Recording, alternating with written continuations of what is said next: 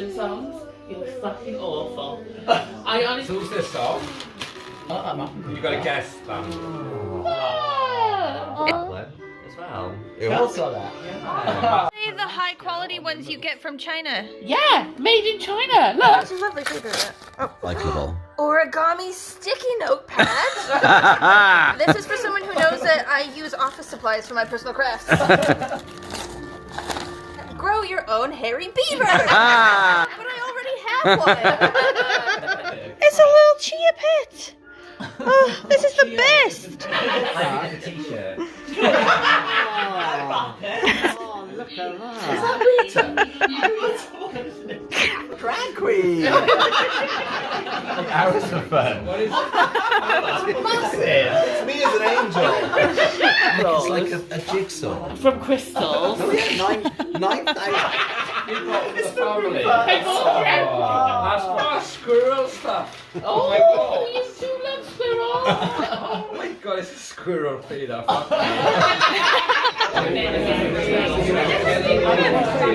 Me and two friends.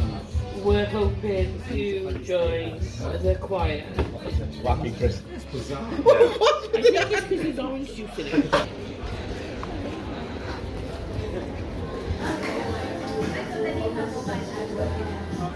Usually I'm bad, but I'm like...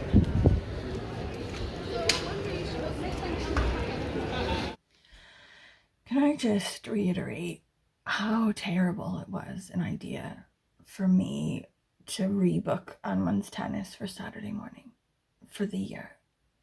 Like, this decision's just gonna haunt me for this entire academic year until I can change it back to a Thursday. Like, I woke up early to sort everything out before tennis, right? Sort Maisie out, get her fed and everything. And so on my phone I had an email from KLM saying they rebooked me, like they'd cancelled and rebooked my flight. But I had already rebooked it, like they cancelled it yesterday about 2 p.m. And I was like, oh no, you know, and I thought they're going to rebook me to something later and it's going to mess everything up. So I was like, I'll just get a similar timed flight from a different airport, you know, because we're next to 2 of them. And I rebooked that, but then this morning it said they'd rebooked me, and then there were 2 things showing up in my flight planner, like one that said I was leaving from one airport at 6 and one that said I was leaving from another airport at 6:15, and I can't be 2 people, okay? If I could, that would just solve all my problems, but I can't. So I've just run them out. I think it's sorted out. I don't know. Okay, the guy on the phone, I'm not gonna bag on him, okay, because I think this is probably a very hard job and he probably gets loads of abuse. But the way that he was talking was not giving me confidence. He was doing a lot of umming and ahhing and going, that's strange, and then saying things like, I think that should work now. Like, is it sorted or is it not sorted, dude? Okay, like, can you provide me with a bit of extra reassurance in your manner, okay, because I don't believe you. So that's going to be a stress and a worry. But like, speaking of being 2 people, we have a lot to do today. Okay, anyway, the whole point of me talking to you right now, before getting ready and everything, sorry, I've been rambling for a long time. The main point is to say I was going to do top 5 favorite series of books this year. I think I'm still going to do that. I'm just going to do it right now before everything kicks off, okay? Because I was like looking forward to our agenda for the day. Tennis, market, ice skating, winter wonderland, and then we're going to go over a friend's house for a get-together so that Alma can play with her friend. And then it's basically going to be after dinner time, and our window for doing Vlogmas things will have ended. So this video may go up really late. I apologize for that, but let's just, you know, strike while the iron is hot, okay? There's no time like the present. Let's just get on with our top 5 favorite series for the year. I feel like it's important for you to know, okay? You may think, oh, I'm not into series, but I think if you try one of these series, you're gonna be like, actually, I am into them, okay? So hold on. First one, Rivers of London by Ben Aronovich. I thought it was Aronovich. It's not. It's Aronovich. I learned that recently. So, okay, you've probably heard me talk about this loads. Just quickly. It's a police procedural in London to do with magic shit. Like, in it, it's called Weird Bollocks, okay? So this guy, Peter Grant, he's a police officer. He's just a regular London cop living his life, and then he accidentally discovers magic crap. And then he gets in touch with the team that deals with magic crap and then becomes part of that team. So now he's like an apprentice wizard, as well as being like one of the main police officers to deal with like magical crime in London. And he's dating this like goddess of like the River Beverley, or like the Beverley Brook River. Every river in London has like a god or a goddess like attached to it. And he's like dating that woman who's this like goddess of the river. Anyway, it's really funny. Like the comedy on it is really dry. Like I really love it. The characters are amazing every time. And like this Ben Aronovich guy, I don't know how he like gives off such specialist knowledge about so many different things. Like every book has such specialist, deep, niche knowledge about something completely different from any of the other books. I just think, how do you even know about that? Also, I don't think he was ever a police officer, but like the vibes he gives off about policing, like this main character, you would have no idea that this person was created by someone who wasn't a police officer. It's so authentic, it's so good. And I love how the series is built in with like a bunch of different media. So yeah, it's got novels. Like the novels, each of them are about, I don't know, they're quite thick-ish. They're like over 400 pages, definitely. And there's like novels, but then there's also like side novellas, and then also graphic novels, like little comics as well, and like short stories as well. And also there's one that's like just a performance piece. It's just an audiobook performance thing that doesn't exist in text, and all of them are necessary to not be confused when you get to the next book. So there was like a forum where this guy was like, oh, I've read this one, I've read this novel, and then I read this novel next, but now I'm really confused. Like they keep referring back to things that I don't think happened in any of those novels. And then like another guy was like, oh yeah, that stuff happened in the graphic novels that are in between that book. You have to read the graphic novels if you want to not be confused coming up to the novels. And I love that. Anyway, it's a really long list of various things, and I'm like slowly working my way through it. But it's brilliant. I love it so much. Okay, number 2 is Lockwood & Co. by Jonathan Stroud. I found this one originally from the show adaptation of it on Netflix, which is really good, but it is very much different from the book, so it provides a different experience reading the books. I think there's like 5 books or 6 books, and I'm on the last one but can't get it from the library because everyone wants to get it from the library because it's new. Basically, the idea is it's like a London alternative reality. So it's not in the future, it's not in the past, it's just in a different, you know, alternate time. In London, where there's been a ghost problem for the last 50 years or so, and no one knows what caused the problem.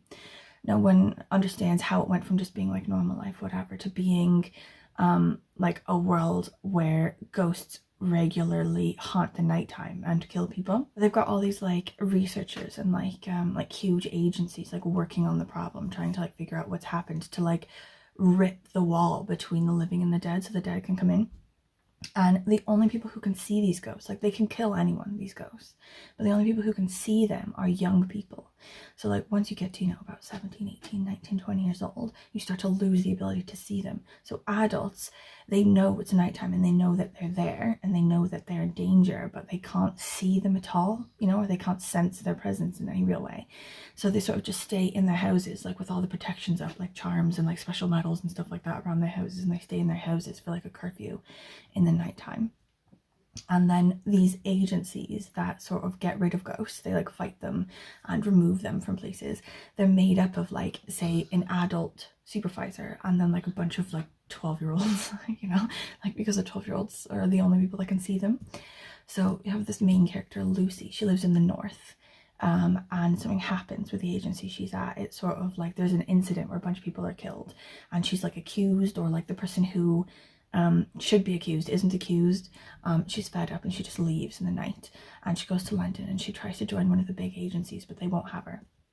So she joins this like ramshackle like side agency that's run by this kid himself. So he's an agent, someone who can see ghosts, and he's running it. He's calling it Lockwood & Co. because he's Anthony Lockwood. And he's just basically trying to get his agency off the ground while also participating in being an agent, sort of like fighting things off or whatever. And they've got like another kid in there who's like their researcher, you know, and he's a bit quirky. So it's just the 3 of them then in this like sort of ramshackle like falling apart agency, like doing their best to fight off things and like solve magical crimes and stuff, but also to sort of build up their cred, you know, so that people will take them seriously as an agency. It's so cute. Like, it's like a YA, I think, so it's not scary. Like, I know it sounds like, oh, ghosts that kill people in the night or whatever, and like there's some sort of like scary-ish parts, but I would say not horror, you know, it's like toned down, it's fine. Okay, number 3, I'm gonna go with The Longmire books by Craig Johnson. So I thought originally I really hadn't read enough of these books this year to sort of count it on my list for this year. But I read 2 of them, and I've read loads of books like in other years in the past, and I think in 2024 I'm gonna focus on this one. Like with Rivers in London, I like systematically went through and like attacked all of them one after the other. I think I'm gonna try to do that with this series next year. So this is basically Longmire. He's a Wyoming sheriff, but you know, he's a bit troubled. He's got a bit of a troubled past. He's got like troubled love life, you know, like he's a hero, you know, but he's a reluctant hero. Like, he'll be there for you obviously because he's the hero, but he doesn't really want to be there, you know. He wants to be off on his own, you know, brooding in his cabin in the woods, you know. He's like gruff, he shows up, you know, he's got stubble, you know, he's got a coffee that he got from the gas station because he doesn't drink Starbucks, you know, like that kind of guy. And his best friend is like Cheyenne Nation, and there's a Cheyenne reservation nearby in this county that he's like the sheriff for. And he has like a couple deputies, like cute sort of like fun deputies. Like one's like a sort of feisty Italian American woman from like Philadelphia or something. Like the characters are just cool and the crimes are just cool. Like there was one super weird one about this like Basque community in like the mountains near this county, this sort of like rural county that he's sheriff for. And some weird like thing had happened to do with like the water rights or something. Like, it's just so interesting. I had to then Google like Basque community immigration to America for ages and just like fell down this huge Wikipedia rabbit hole. Anyway, love it. Love a gruff policeman me, like a reluctant hero sort of guy me. Okay, number 4, I'm gonna go with the Fear Street books, right? Like when I was a kid, these were like huge amongst sort of teenagers, you know, like say, you know, my cooler older sister and her cooler older friends, like we're reading all these books. And I just stuck to Goosebumps ones because I was little and also scared of stuff. But the very idea that now I too can be cool enough to read these books, it's really hitting me hard now in my 30s. But they've started reissuing them in like new covers, you know, that are like cool, in a new series based on sort of this Netflix idea. They had a Netflix show for a bit, and I want to get every single one of them. Like, I want to read all of them. They're just very cheesy, scary teenage 90s books. It's like if you were to put on just the cheesiest, stupidest 90s teen horror movie, like that's what these would be. It's things like you know, Carrie type things, like someone at a homecoming dance is murdered, you know, and somebody has to get revenge, you know. And other ones are like you know, someone has magical powers that keep exploding on someone else and she's got to deal with her magical powers. Or someone is murdering someone else in slasher fashion because they're, you know, jealous of their place in the play, you know, and stuff like that. It's just really silly teenage horror, and I love it so much. I want to read every single one of them now. Okay, the next one is a graphic novel series. So it's these ones, Nathan Hale's Hazardous Tales. Like, I've got like loads of them. I love them so much. But the idea for these, okay, Nathan Hale is the author of these books, and he shares his name with a famous spy from the Revolutionary War named Nathan Hale, okay? And he's definitely like played on that hugely in these books. So, you know that quote, like, I don't know if you know it or not, like loads, like if you're American you probably know this quote. It's like, I regret that I have but one life to give for my country or something. These were his last words before he was hung for being a spy, like spying on the British and like working for the American cause in the Revolutionary War. So the idea for these books is like a sort of Scheherazade type story. Like, he's sort of holding off his own execution by telling stories to the hangman and the general who's there to sort of like order him to be hung. And it's sort of this idea that as soon as he said those words, like they were so famous and so like hugely part of the story of America, that as soon as he said them, he like immediately was sent into the book of America, like the story of America, and became part of it, and then became able to see all other parts of the book and to know all other parts of the story of America. So like me, obviously, because I'm like neurotic and overthink things, now I'm like, well, that means he must know how America ends. He must know the very end of America. Do you know what I mean? The very last story. But obviously it's not supposed to be that intense. It's not supposed to be a doomsday series, it's supposed to be just a history series. So I think we're just supposed to assume that he only knows things in the past at the minute. And he just basically tells all these wild tales about American history to these two guys in order to keep them interested so they don't hang him.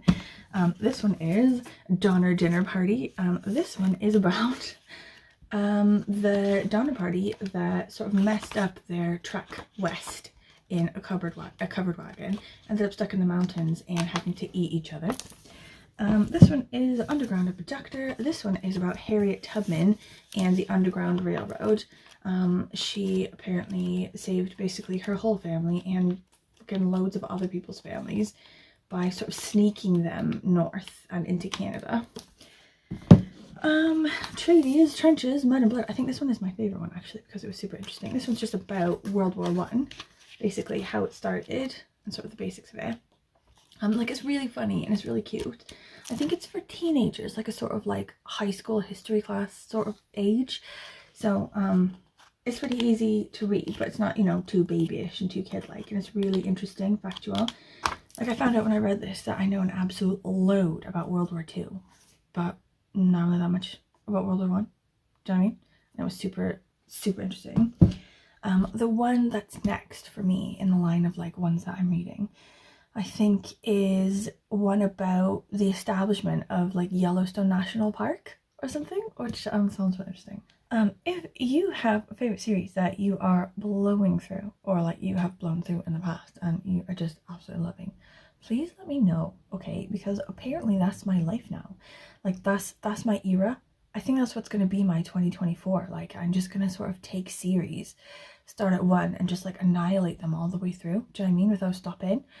That's like the vibe I'm getting from like 2024. So hit me with them. Let me know. Also, if you have any thoughts, questions, anything about these, also let me know.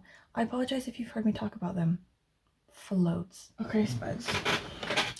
Should we get up, get dressed, do calendars, go tennis? Do we have to go tennis? Yeah, we have to go tennis.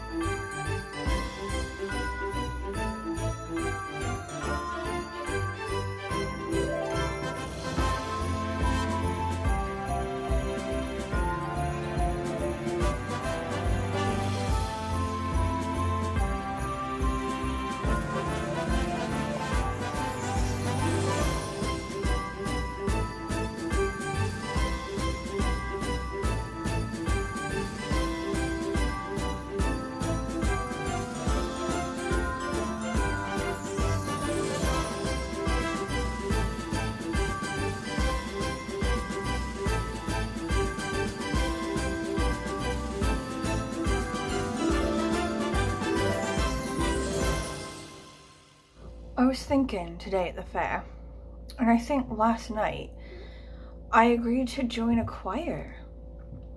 I can't remember loads, but I was like looking back on the sort of footage, like the filming I did from last night, and yeah, there's mention of a choir. I think so. My friend knows someone who's like the director of like an inclusive choir, and it's like LGBT stuff like that, but also just, you know, not like, it's just basically really big on like being welcoming toward everyone. Do you know what I mean? I hope that means if you can't sing, because I remember being classed as an alto in school, but it's just because you can't class things as like dying squirrels, you know.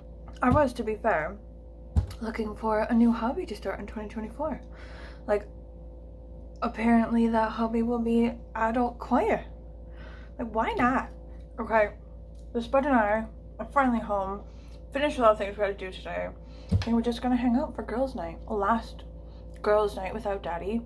I think we're gonna play games, have a bit of chill, watch Christmas movies, snack on junk, live our lives basically. If you've gotten this far, thank you for watching. If you have any questions, comments, concerns, literally anything, what did you do today? Was it a nice time? Let me know, drop it in the comments, and I will see you tomorrow.